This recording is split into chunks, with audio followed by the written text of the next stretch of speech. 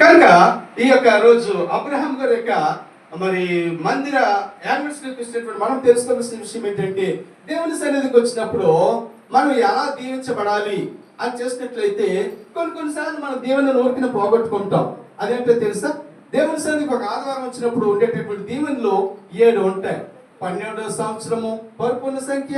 ఆయన 3 స్థానాల్లో దేవుని వాక్యం ప్రకటిస్తున్నారు, పరిపూర్ణ సంఖ్య. ఇప్పుడు నేను చెప్పే 7 విషయాలు పరిపూర్ణ సంఖ్య. కనుక ప్రియులు, ఈ విషయాన్ని గుర్తించుకోండి. దేవుని సన్నిధికి ఆదివారం మనం వచ్చినప్పుడు ఎలా దీవించబడతాం, ఎలా ఉంటే దీవించబడతాం, ఎలా అయితే మనం దీవెన సంపాదించుకోగలుగుతాం. చాలా సింపుల్ విషయం. ఎందుకంటే దీనిని మనం ఏం చేస్తామో తెలుసండి, ఊరికనే వృధా చేసుకుంటాం, దీన్ని ఊరికనే పోగొట్టుకుంటాం, దగ్గరికి వచ్చిన ఆశీర్వాదం కాలుతో తన్నుకుంటాం.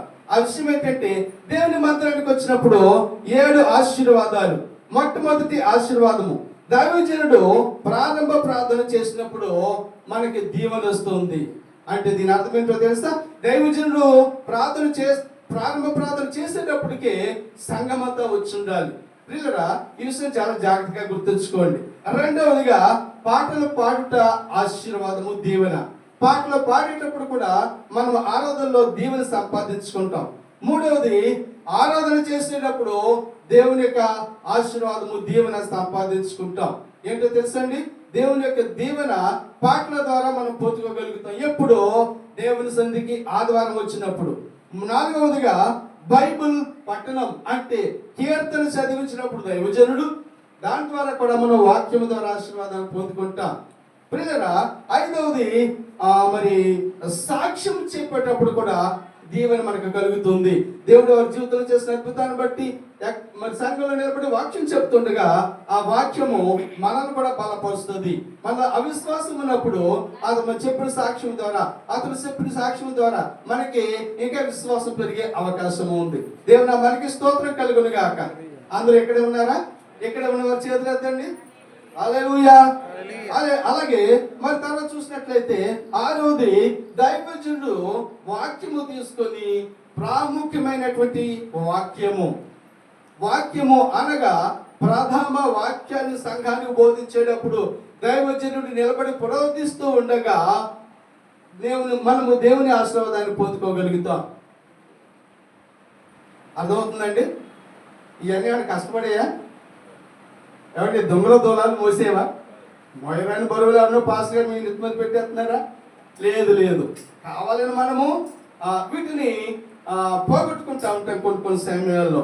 7వది, దైవజనుడు సంఘమును ఆశీర్వదిస్తాడు. చివరిగా ఏం చేస్తాడండి? దైవజనుడు చేతులు ఎత్తి ఆశీర్వదించినప్పుడు మనకి ఆశీర్వాదము దొరుకుతుంది అనే విషయాన్ని మనం తీసుకోవాలి. ఇది 7 విషయాలు మనం ఏం చేస్తున్నాము? ఆదివారం ఆరాధనకు వచ్చినప్పుడు పొందుకుంటున్నాం. అయితే ఆరాధనకి రాని వారు ఎవరు గుర్తుంచుకోండి. ఆదివారం ఆరాధనకి రాని వారు 7 దీవెనలు పోగొట్టుకుంటారు. దేవుడు చెప్తున్నాడు కదా, యెహోవా మందిరములో నుండి మిమ్మల్ని దీవించును గాక. ప్రియులను చూడండి, అందుచేత ఈ 7 విషయాలు, అంటే ఏదైనా బలహీనత ఉన్నప్పుడు, ముగ్గులో బాగలేనప్పుడు, ఏదైనా అత్యవసర పరిస్థితి పడినప్పుడు సహజం. అయ్యో పాస్టర్ గారు మీరు ఇంతలా చెప్పితే ఎలాగండి అని అంటే మీకు కొంచెం ఏమిచ్చానంటే రాయితీ ఇచ్చానన్నమాట. కనుక వీలైనంత మటుకు దేవుని సన్నిధికి వచ్చి మనం ఆదివారం ఆరాధనలో పాల్గొని దేవుని నామాన్ని మహిమపరచవలసిన వారుగా, దేవుని దీవెనలు పొందుకునే వారుగా ఉండాలి అనే విషయాన్ని తెలియజేస్తూ ఈ మాట నేను ముగిస్తాను. దేవుడు మిమ్మల్ని దీవించును గాక. దేవుడు మరి అబ్రహాం గారిని, శారమ్మ గారిని, వారి కుటుంబాన్ని, వారి కుమార్తెలను కూడా దేవుడు దీవించి ఆశీర్వదించాలని ఎల్లప్పుడు మేము ప్రార్థన చేస్తూ ఉంటున్నాం. వారి కొరకు మరి ఇలాంటి దేవుని యొక్క దీవెనలు పొందుకునే వాళ్ళగా మీరంతా దేవుని సంఘంలో నడవాలని, దేవుని సన్నిధికి వచ్చి ఆశీర్వాదాలు పొందుకోవాలని, దీవించబడాలని, ఇంకా మరి అనేక స్థలాల్లో సువార్త సేవ పరిచయం చేయాలి అనే విషయంతో ఈ మాటలు ముగిస్తుంటున్నాను. దేవుడు మిమ్మల్ని దీవించును గాక. ఆమేన్.